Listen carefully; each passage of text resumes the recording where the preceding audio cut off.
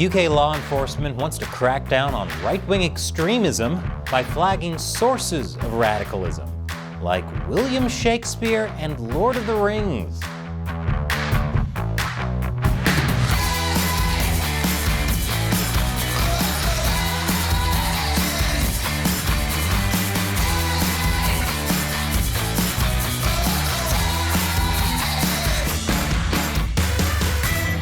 Welcome to America Uncovered. I'm Chris Chappell.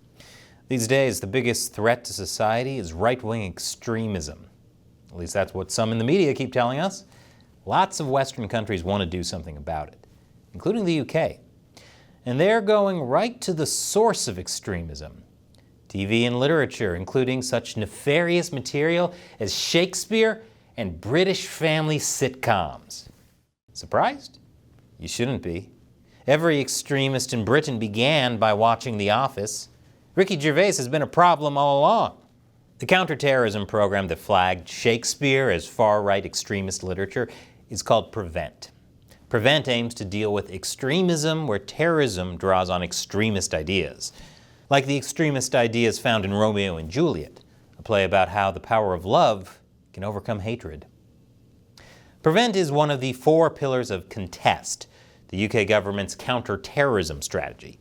It acts as a national safeguarding program that supports people who are at risk of becoming involved with terrorism through radicalization.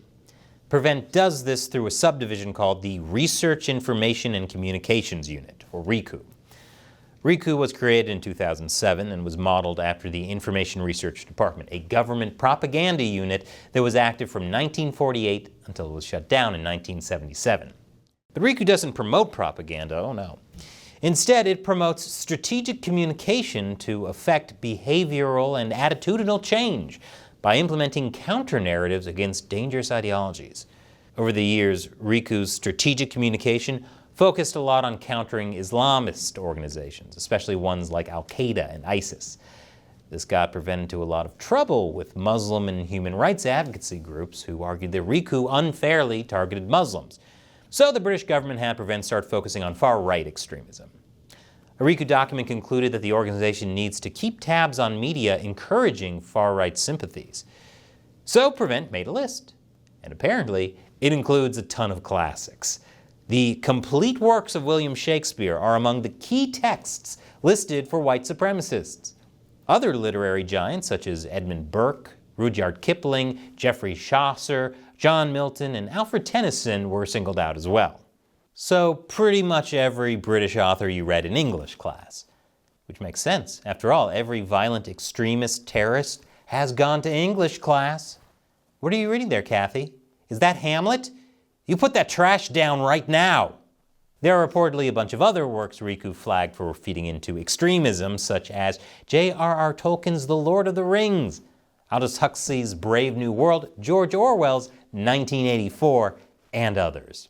How does someone label 1984 as encouraging extremism? Do they think Big Brother is the hero of the story? A bunch of films and TV shows were also on the list. Among them are Yes Minister, The Thick of It, Zulu, and House of Cards. The 90s British version, not the American one. Even the BBC show Great British Railway Journeys was flagged. I guess because it was presented by former Conservative Member of Parliament Michael Portillo. Or maybe because it was about trains. Right-wing extremist trains. RICU's list pretty much covers anything they suspect might be something right-wing extremists would like. What's next? Will the UK government start flagging memes? You know what? They probably already are, because people are clearly being radicalized by memes. Many people are understandably upset that RICU is labeling a lot of respected traditional works and TV shows as materials that could possibly encourage extremist terrorism. The problem, as explained by the UK Home Secretary, is that PREVENT defined the extreme right wing too broadly, encompassing the respectable right and the center right. What, does no one on the left like Lord of the Rings? Are they all, the depiction of orcs is racist? An independent review on Prevent found that the program takes an expansive approach to the extreme right wing. So broad, it has included mildly controversial or provocative forms of mainstream right-wing leaning commentary that have no meaningful connection to terrorism or radicalization. The UK government responded by agreeing that the bar for what constitutes an extremist threat shouldn't be so low as to capture mainstream publications and commentators. But the UK isn't the only country where law enforcement has labeled traditionally accepted content as extremist in nature. The US has done it too. Against Catholics. More after the break. Welcome back. UK law enforcement has been targeting literature and TV they associated with the political right. And they're not the only ones. Not too long ago, the FBI did a similar thing by targeting so-called radical traditional Catholics. Recently, former FBI Special Agent Kyle Seraphin published an FBI document titled "Interest of Racially or Ethnically Motivated Violent Extremists in Radical Traditionalist Catholic Ideology Almost Certainly Presents New Mitigation Opportunities." The memo was published by the FBI's Richmond, Virginia division. It was marked, "FBI internal use only, do not disseminate externally," which I guess makes Seraphin a whistleblower. So what makes a radical traditionalist Catholic different from a normal Catholic? According to the FBI document, radical traditionalist Catholicism is an ideology that rejects the Second Vatican Council, including most popes elected since then, and has frequent adherence to anti-Semitic, anti-immigrant, anti-LGBTQ, and white supremacist ideology. On what is it basing these findings? The internet. And when I say the internet, I mean just articles written by the Southern Poverty Law Center and left-leaning magazines Salon and The Atlantic. The Southern Poverty Law Center, or SPLC, labels radical traditional Catholics as the largest single group of serious anti-Semites in America, who also embrace extremely conservative social ideals with respect to women. But these types of accusations are driven by partisanship, with very little evidence or context. SPLC has a long record of labeling conservative groups as hate groups whenever there's disagreement over controversial topics relating to the LGBTQ community, immigration, and other issues. Salon and The Atlantic articles, meanwhile, are all clickbaity headlines that try to link far-right figures and extremist gun culture to the Catholic right. Like the UK assuming that traditionally respected media will lead to right-wing extremism, the FBI document assumes that radical traditionalist Catholic ideology, which really is jargon for conservative Catholicism, will lead to racially or ethnically motivated violent extremism. It even implies that the FBI should spy on Catholics with informants in social media. There are a lot of things wrong with this.